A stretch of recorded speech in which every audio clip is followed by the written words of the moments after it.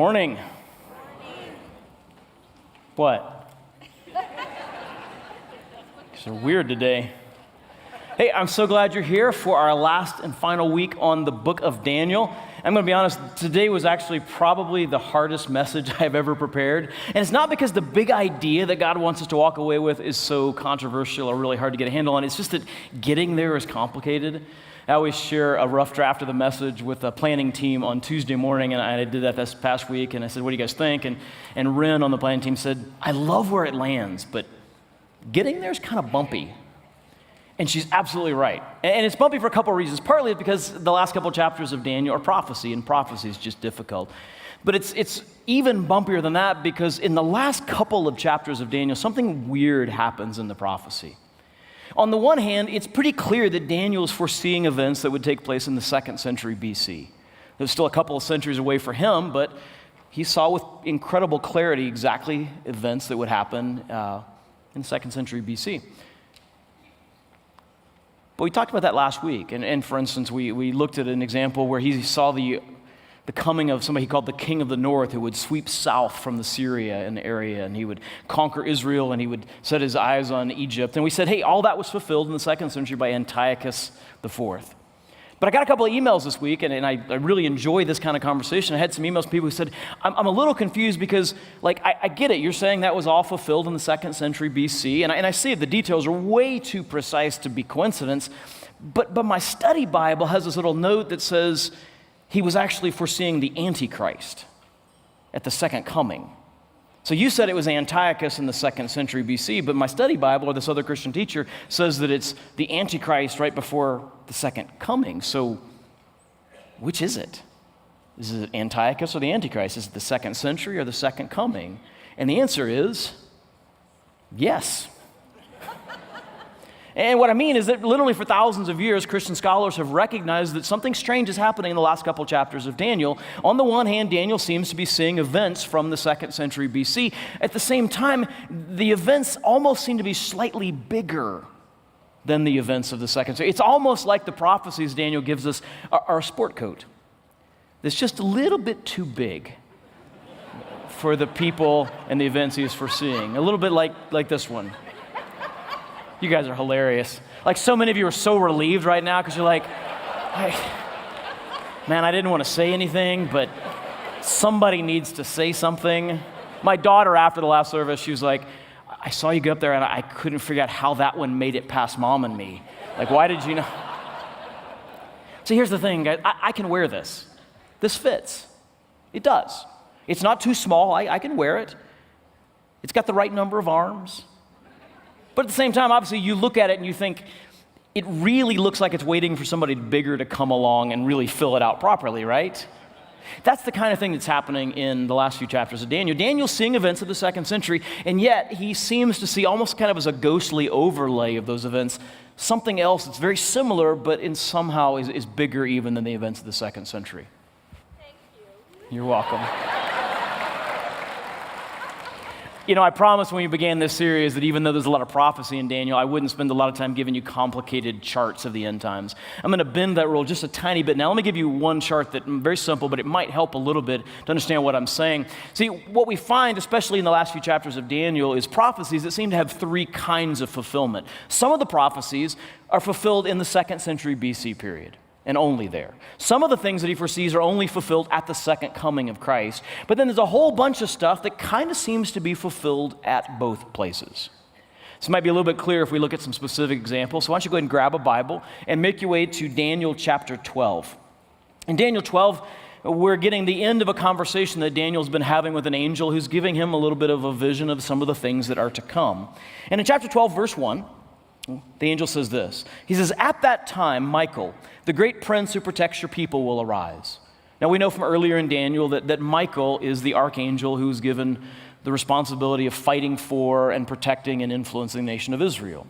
And what this angel is telling Daniel is that at some time in the future, he'll win some decisive victories in the spiritual realm, and that's going to be good news for the people of Israel. But before that happens, he says, there will be a time of distress such as has not happened from the beginning of nations until then.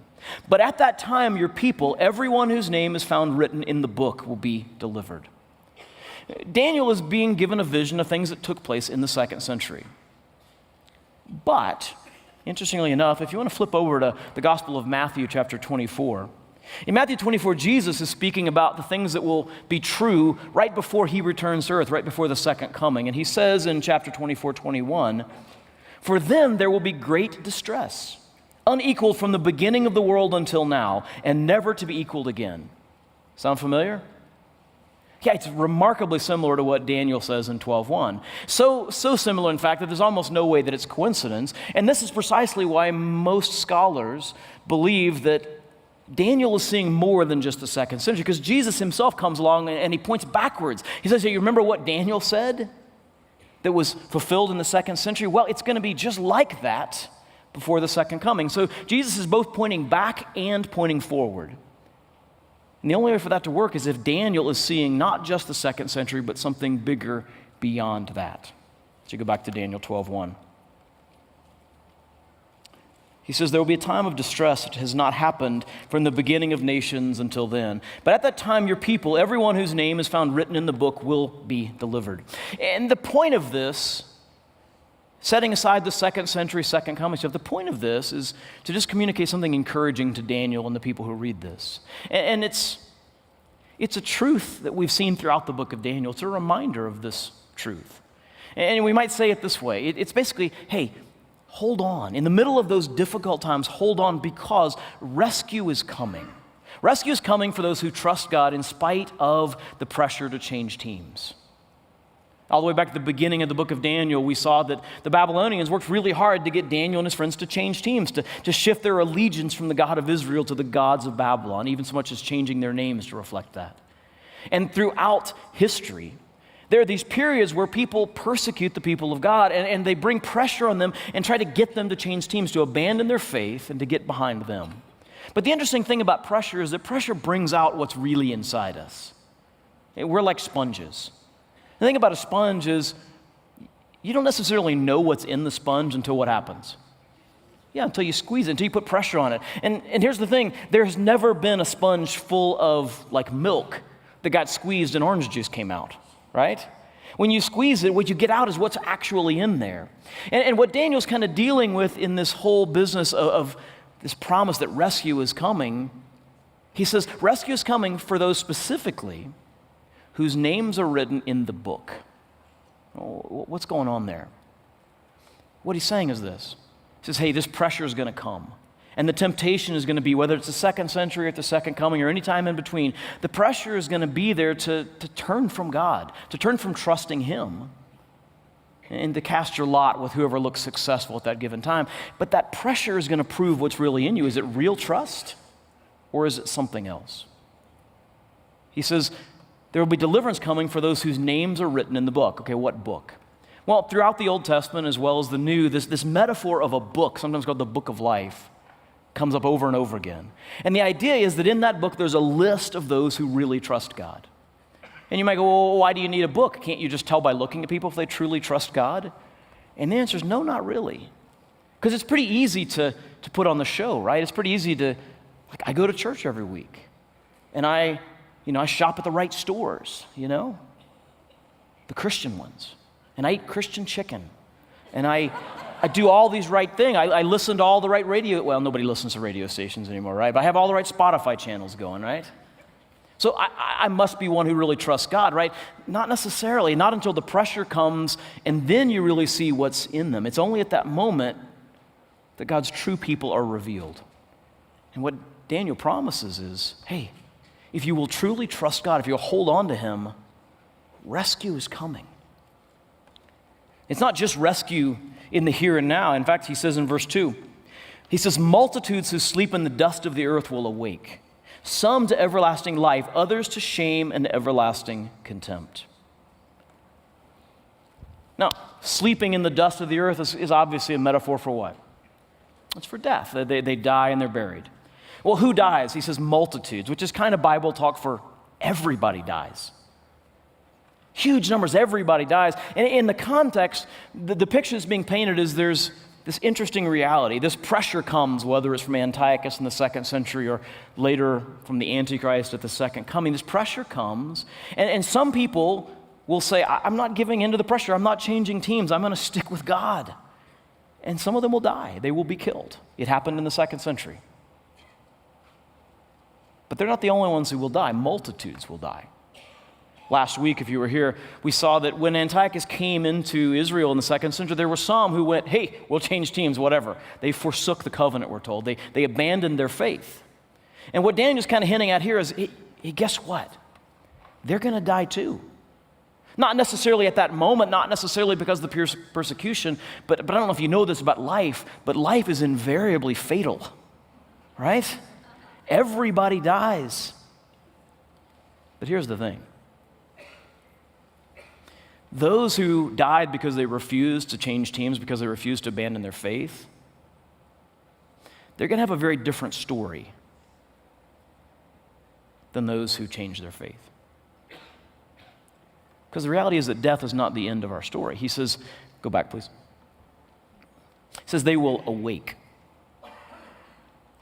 He says everybody will awake. The Bible's very clear about this in many different places, that there's a resurrection coming, that every human being who's ever lived will rise to life at some point. But some people will arise to everlasting life. It's not just a quantity, it's a quality. It's the quality of joy and peace. Those who do not change teams, those who insist on trusting God in spite of pressure to the otherwise, they will awake to everlasting life. But those who change teams, because it seemed easier, they will awake to shame and everlasting contempt. It's easy to read this and think, well, is this talking about heaven and hell? And that might be an implication a little further down the line, but the reality here is it's painting a contrast between those who appeared to be God's people, who either stuck with him or abandoned him when things got hard. And the heart of what Daniel's saying is just this. He's saying that our faith in this life determines our experience of the next. Our faith in this life determines our experience of the next. On the one hand, there'll be the people who rise to God saying, well done. On the other hand, there are those who, they were really close, but they awake to shame and contempt. Notice it's not to punishment. Notice it's not to suffering. It's to shame and contempt. It's a sense that they arise to a judgment of, I'm so disappointed. You were so close. You understood the truth. You knew who God was. You knew what he's capable of. You knew how the story had to turn out in the long run. But you sacrificed it all for a short-term gain. And really, what have you gained? Not much of anything. In verse 3, he says, those who are wise will shine like the brightness of the heavens, and those who lead many to righteousness like the stars forever and ever. I think it's interesting. It's not those who are righteous, not those who do better things than other people, not those who are, they're more good than other people. This is not a contrast between good and evil. And the heart of the Christian gospel is nobody's good. Nobody's good enough for eternal life with God, but Jesus died on the cross to take our sins, to pay them off, to make us clean and forgiven. And as long as we trust in him, we'll experience this new life. And so he doesn't say those who are righteous, those who are good. He says those who are wise. That's an odd word. Why wise? Because wisdom is the ability to make the right choice when it counts. Wisdom is the ability to make the right choice even when it's hard. And those who are wise are those who choose to trust God in spite of the pressure to turn. Those who are wise are the ones who go, I'm not going to sacrifice an eternity of joy for a few more years getting on this guy's good side, because it would be easier here and now. And they'll shine. And those who lead many, who not only choose to trust God in spite of the pressure, but that they encourage others, they strengthen others to do the same thing, they will shine like the stars forever and ever. The long-term payout of that is so much greater. In verse 4, the angel says, but you, Daniel, roll up and seal the words of the scroll until the time of the end. Many will go here and there to increase knowledge. And in English, that might sound a little bit like Daniel's being told to hide these scrolls, but that's not really what's happening. In the ancient Near East, whenever a really important document was created, maybe it was a trade agreement or it was a treaty between nations, 2 copies were made. And one copy was rolled up and it was given a wax seal, and then it was locked away. And then the other one was used to make all the additional copies. And the reason for this locked away copy that had been rolled up and sealed was that if at any point somebody looked at a later copy and went, I think somebody's added to this, or I think I think this has been changed in some way, you could always go back to the original to find the truth of the matter. What the angel is telling Daniel is, Daniel, you need to protect these words because they're important. These words matter. Not just the words that he's giving here in the last couple of chapters, but really the words of the entire book of Daniel. He says, this stuff is important. People are going to need it, he says, because there's going to be a time when many will go here and there to increase knowledge. They're going to go looking for information. And they're going to need a trustworthy source of it. They're going to need to be able to know the truths that I have shared with you. Now, what time is that? Is that the second century or is it the second coming? And the answer is yes. And every time in between, the words and the principles from Daniel that we've seen over and over again in the study, they matter, they're important whenever times get difficult. So he says, protect them. In verse 5. And then I, Daniel, looked, and there before me stood two others, one on this bank of the river and one on the opposite bank. He sees two angels. One of them said to the man clothed in linen, who was above the waters of the river, how long will it be before these astonishing things are fulfilled? And the man clothed in linen who was above the waters of the river, he lifted his right hand and his left hand. It's a solemn way of swearing. Lifted them towards heaven. And I heard him swear by him who lives forever, saying, it will be for a time, times, and half a time.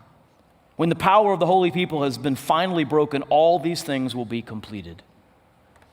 What Daniel's being told here is, in the second century, this man named Antiochus will come and he will do terrible things. And his power will break the power of the holy people. There'll be a time where it gets as bad as it's ever going to get. And that period after that will be 3.5 years. We've seen this language times and a half times, several times in the book of Daniel. And we said that a time is a symbolic way of talking about a year. Times is 2 years. A half a time is another half year. So that's 3.5 years. We've seen this several times. This is all old information. It all foresees what was happening in the second century.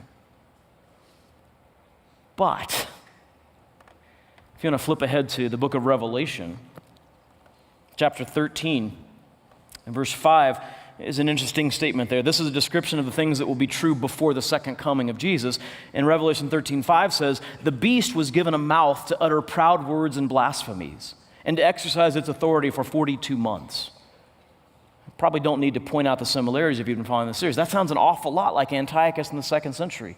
Antiochus renamed himself Antiochus Epiphanes, which means God manifest. God's in the house. That's proud words. That's blasphemies. He desecrated the temple. And from the moment that he desecrated the temple and started that 3.5-year countdown clock until it was reconsecrated, God's people were sort of at his mercy. But Jesus sort of points back to that, and then he points forward. And he says, before I come again, somebody will arise to do very, very similar things, and this one will exercise authority for 42 months. Has anybody done the math yet? It's 3.5 years. Okay, so wait a minute. Is Daniel seeing second century BC, or is he seeing second coming? And the answer is yes. It's both of those things. But the point, in both cases, whether it's the second century or the second coming, and it's every moment of difficulty along the way, the truth that God's communicating is, hey, listen, I know it's hard. I know you're suffering. I know these are difficult times, but understand they're not the rest of your story. There is always a countdown clock on your suffering. We've seen this lesson over and over again in Daniel. There's always a countdown clock on your suffering. So you know what? You don't need to know when the 3.5 years begins. You don't need to know exactly when that clock's going to hit zero. Here's what you need to do. You need to keep trusting the God who's watching the clock for you. Stick with him. And your suffering will hit zero. And after that will become something so much better. So keep trusting the God who is watching the clock. And Daniel says, verse 8, I heard, but I did not understand. Anybody feeling like that yet? And so I asked, my Lord, what will the outcome of all this be? Another way to translate that is, what is after these things? Daniel's asking for a little bit more information. And the angel replied, go your way, Daniel, because the words are rolled up and sealed until the time of the end. It's a very interesting conversation. And I think in some ways, what happens here begins to sort of orient us towards the big thing that God wants us to understand here. Daniel does a very natural thing. Daniel asks for a little bit more information. He's like, I'm a little confused. I don't get this. I don't understand what's happening. So what's coming next? What's after this? What's the outcome? He's asking for more information. Anybody here ever wanted more information from God? You're in the midst of something and you're like, God, why is this happening? God, how long is this going to last? God, what's the point of this? Anybody? Yeah. Daniel asks a very natural question. Could I get a little bit more information, please? And the angel's response is interesting. He says, go your way, Daniel. The literal Hebrew there is basically walk forward towards the end. It's a command. It's a command to start walking. And in effect, what happens here is the angel gives a pretty gentle but a significant rebuke. Daniel says, could I have a little bit more information? And the angel goes, no, we're done. It's rolled up and sealed. The prophecies are over. The revelations are done. I've given you all the information that I'm allowed to give you. There's no more information coming. So go your way. Start moving forward. Walk forward in faith. You've been given all the information that you need. And I can't read that and understand what the angel's saying there and not remember. See, before I had kids, I would sometimes be like in King Soopers or somewhere, and I would hear what I thought was just the most irritating parental response to children. Kids would say, well, a parent would say, I want you to do this or do that, and the kid would go, well, why? And the irritating parental response I would always hear was, because I said so, right? And I vowed then and there, I'm not going to do that with my kids. When my kids say why, I'm going to give them information. I'm going to help them understand. I'm going to help them develop critical thinking skills, right? I'm going to help them come to that point where they get why this information will help them understand why I'm asking them to do these things. That's what I'm going to do, right? And at first, it worked really well when I had kids. Because when they were really little, they trusted me. And I'd say, hey, let's do this. And they're like, okay, Dad said we should do it. We should definitely do it. And then they hit that why stage. And at first, I was like, here it is. Okay, I'll give you information. Well, here's why. And here's what you need to know. And then there would be the, okay, but why that? Well, okay, because this. And well, why that? Because this. But the why, okay. Because I said so. I can't. Right? Anybody who's had small kids knows what this is like, right? And here's the thing that I came to understand there. There's actually a moment where it's okay to go, because I said so. Because here's the thing. At some point, seeking more information really reveals a lack of trust, right? At some point, asking for more information reveals a lack of trust. And that's kind of what's happening with Daniel here. Understand, it's not like Daniel's been given no information. It's not like God's just saying, hey, you don't need to know anything, just keep moving. God's actually given him a tremendous amount of information. When he asks for a little bit more, what the angel says is, Daniel, it's time to start moving forward in faith. There's no more information coming. And there's a choice that has to be made now, which is, are you going to trust what you already have? Are you going to trust what you already know or not?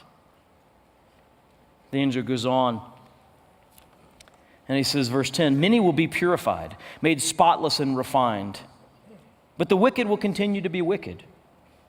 None of the wicked will understand, but those who are wise will understand. Understand what? Understand that difficult times, that suffering refines us. It's the sandpaper that rubs off the rough edges. It's the things that make us more of who God wanted us to be.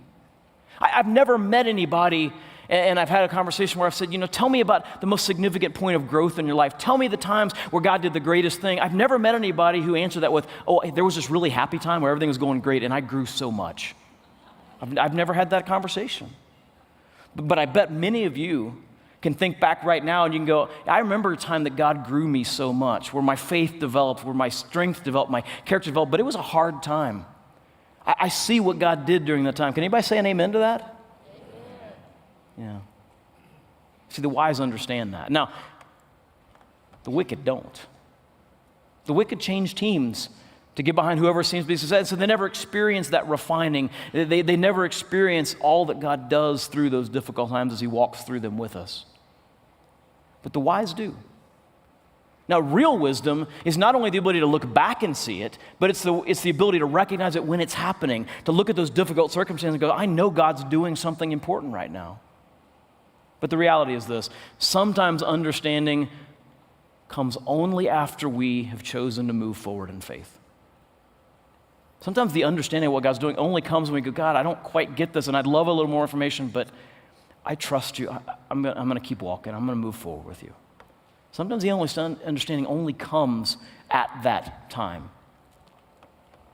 Verse 11. From that time that the daily sacrifice is abolished and the abomination that causes desolation is set up, there will be 1,290 days. This is all familiar information for Daniel. He's actually been given this information several times. He's seeing the second century. He's seeing the time that Antiochus came. He abolished the daily sacrifices. He set up a temple to Zeus on the temple grounds. And that period lasted for about 3.5 years. He's seeing the second century. But back in Matthew, and Jesus is predicting the second coming, Matthew 24:15 says, so when you see standing in the holy place, the temple, the abomination that causes desolation spoken through the prophet Daniel, Jesus is pointing back to the second century, but he's also pointing ahead to the second coming. He's saying it's going to be just like that. These events will repeat themselves in history. So is Daniel seeing the second century or the second coming? Yes. He's seeing both of those things. But the point is, there's a countdown clock. 3.5 years. Although here it says it'll be 1,290 days. Has anybody had their calculator out yet? If you take 3.5 years times 365 days in a year, you actually get to, I think, 1,278. So this is like an additional 12 days to get to 1,290. It's almost like he gets a little precise, which is kind of interesting because Daniel's asked for more information, and the angel's like, okay, I'll give you a little bit. Not really 3 years, it's actually 3 years and 12 days. Let's get really specific. There you go, more information. Did that help? No? Maybe more information is not what you need, Daniel. Maybe more information won't help as much as you think it will. And then he does a very strange thing. Verse 13, he says, as for you, go your way until the end. You will rest. Verse 12, back up. Blessed is the one who waits for and reaches the end of the 1,335 days. What? If you're doing the math, that's an extra 45 days. 45 more days than the 1,290 days. Okay, so 3.5 years, we'll get a little more specific. It's 1,290, and then it's 1,335. What do we do with those extra 45 days? What's the point? What happens during those 45 days? I'll tell you. I have no idea. I don't, and nobody does. Okay, it's the only time we have that kind of detail. There's nothing else in Scripture that reveals what those 45 days are for. I mean, that doesn't keep people from guessing.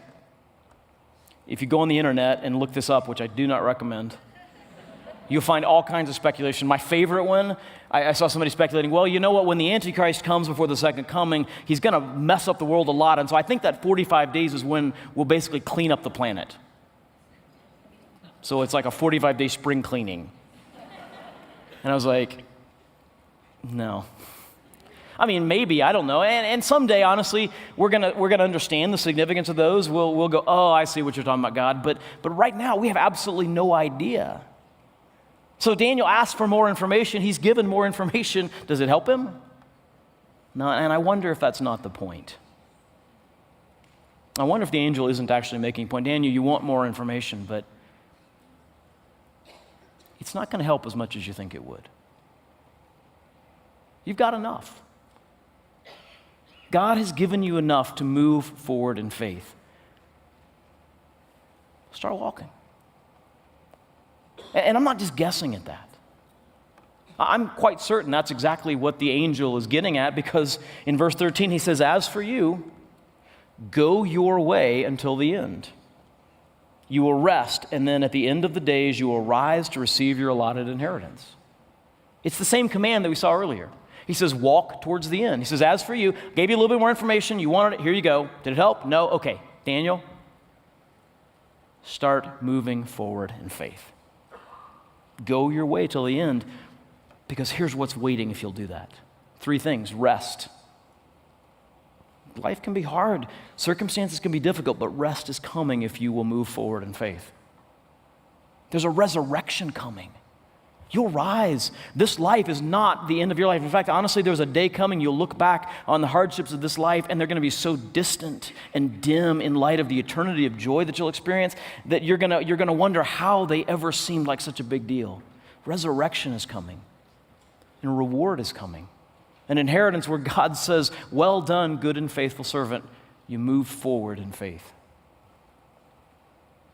Throughout this series, we've tried to pull out of each of these chapters in Daniel a principle of what it looks like to thrive as God's people in difficult circumstances. And we've seen a lot of these principles. We've seen that God tells us that we thrive when we refuse to let the chaos shake our trust in God's control. We thrive when we remember that God rebukes arrogance, but he rewards humility. We've seen God tell us that we thrive when we trust him in spite of the pressure not to. And here at the very end, we're given a principle that in some ways ties them all together. It's really the big lesson from the book of Daniel. In some sense, it's the point that the entire book of Daniel was communicated to us to get across. And it's that we thrive when we trust what God has told us and we move forward in faith. You're not going to ever have all the information you want. There's always going to be additional questions, but at a certain point, real understanding is only going to come if we move forward in faith. We thrive when we trust what God has said and we move forward in faith, whether it's one of those principles that we've talked about, or that's just the truth that God is good and that he has good plans for you, and so you move forward in faith. That's how we thrive in difficult circumstances. I got 3 questions for you. Question number 1, where are you struggling to move forward in faith? Where's it hard right now? Where is it you have some sense of what God's calling you to? Maybe it's a difficult decision. Or honestly, it's just difficult circumstances and you feel trapped where you are. It's hard to trust God and to just honestly get your head up and get through the days because you're struggling. Or maybe it's faith itself. Maybe you're here today and you don't have a relationship with God through faith in Jesus because there's information you're still looking for. Well, but if I could just get this question answered to this, and yes, I know these things, but maybe I could. Maybe that's where you're stuck. You're not quite ready to trust. So where are you struggling to move forward in faith? It's going to look different for everybody. Question number 2 is, what has God told you that should be enough to move you forward in faith? Daniel was given so much information. He still wanted a little bit more, and the angel said, it's not going to help as much as you think it will.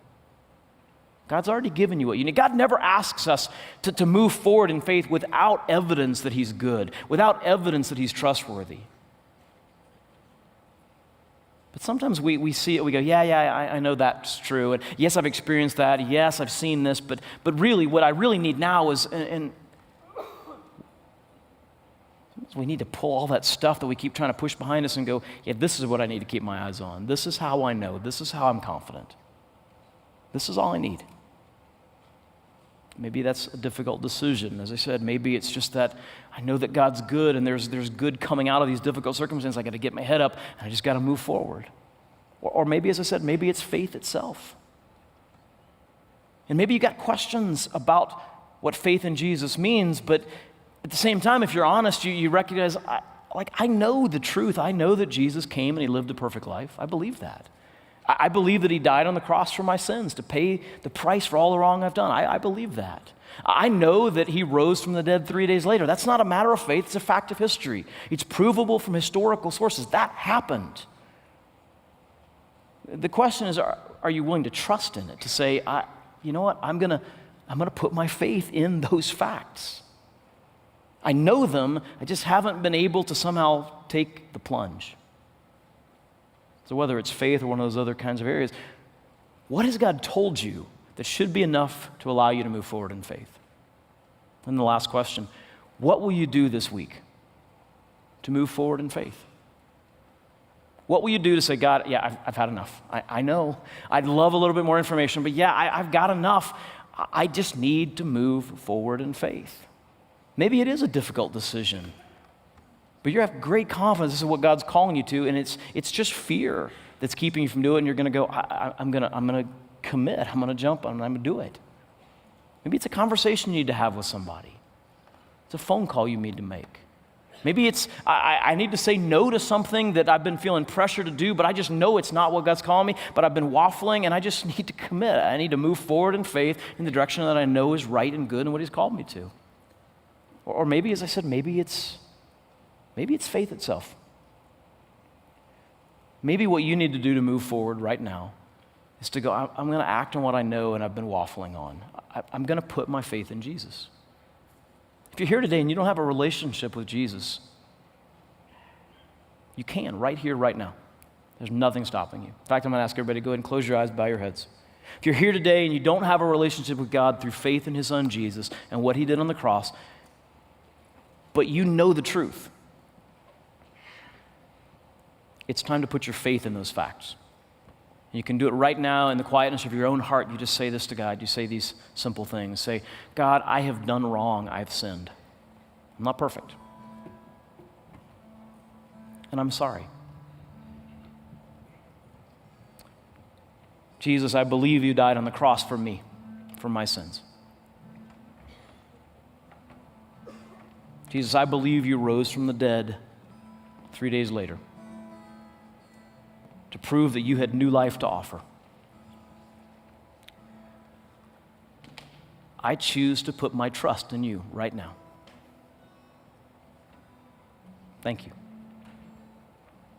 Amen. If you made that decision for the first time, we would love to know about it. The seats in front of you are some connection cards, and one of the things you can check on that connection card is I said yes to putting my faith in Jesus today. I would love for you to fill that out. Drop it off at the Welcome Center. They have some resources they'd love to give you. Bring it down front. There'll be people down front to pray after the service. They'd love to celebrate that you said yes to Jesus today. You can drop them in the boxes on the way out by the doors. We'd also love if your decision today to move forward in faith is related to some decision you need to make or something you know God's calling you to. We'd love to pray over that with you as well. And as I said, there'll be people down front that would love to do that. But also, the staff actually prays over those connection cards and those prayer cards every single week on Wednesday when we get together as a staff. And so if you would, I would love for you to share what you sense God calling you to do this week to move forward, and we'll pray for you as a staff on Wednesday. You just drop those plates in the offering plates as they go around or in the boxes on the way out. But whatever it is that God's calling you to, understand, moving forward in faith will always, inevitably take you to a place that is infinitely better than the one you find yourself in now. There's rest, there's resurrection, and there's reward waiting. So move. Walk forward in faith. God bless.